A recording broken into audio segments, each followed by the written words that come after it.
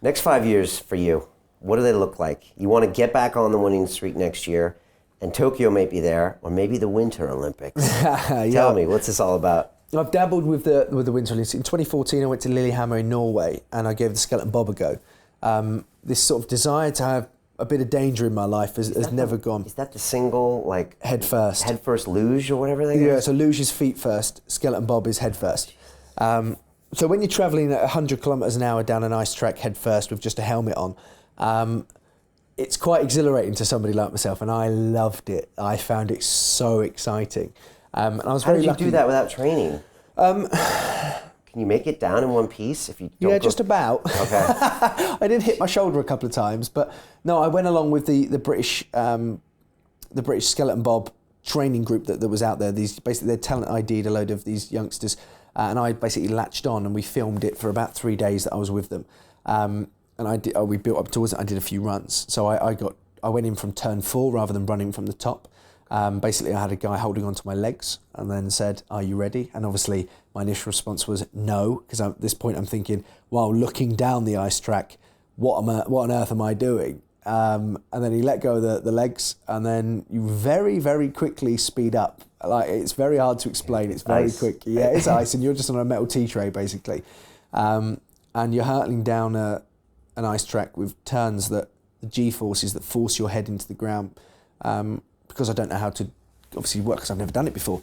But the overriding sensation when I got to the bottom after something like 34 seconds of sliding, which did feel a lot longer, but you get to the bottom, was, get me up there, I want to do that again. It was an exceptionally exhilarating experience, and I loved it. But the problem I have now is age. I mean, I am now 30. I still want to achieve a bit more within my own sport. A lot of people older than you are thinking you're not that old, but I guess... Yeah, in a sporting sense though, that's the thing. I know I'm into the last decade of my sporting life, and not even decade, probably 5 years. If I was to push it, I'd probably have 5 years at most. When I started off, when I turned professional at 18, I knew I had potentially 15, 18 years worth of sport. I don't have that anymore. I'm at the back end. I still would like to achieve a bit, but do you know what as well?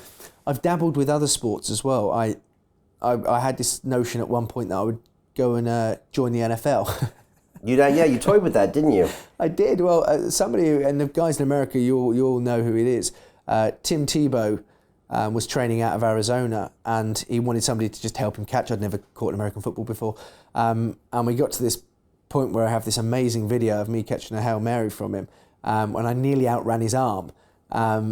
And then a coach at UCLA at the time was like, "Would you like to come and have a look around?" And basically I was having the whole recruitment thing going on. I didn't really realise at the time.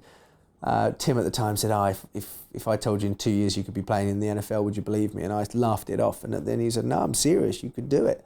But this is another thing that I love in the States, this positivity. Somebody sees a little tiny spark of something and they'll run with it. Rather than here, if I turned around, and I said to other people, I said, I'm thinking about other sports. And the abuse that I got of people on Twitter and whatever else are saying, "How dare you, you're already Olympic champion in the long jump, why do you think you can be the best at something else?" It's not that.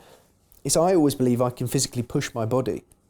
And again, American football was something that I considered for a time. And you know what? I'd love to still go and give it a go. I'm going to try, possibly, and get into the combine at some point, because I feel like certain aspects of what I could do. What's the combine? The combine for the NFL. So going out there and doing the 40-yard dash, the broad jump, and some of the other skills and everything else, the vertical jump and whatever, because I think I could actually do quite well in that. What I love in America is that stat-based findings lead on to people actually doing quite well in sport, where it's very different here. Yeah. So it's about making your mark and then people taking you serious, whereas in America there is a level of you can do it.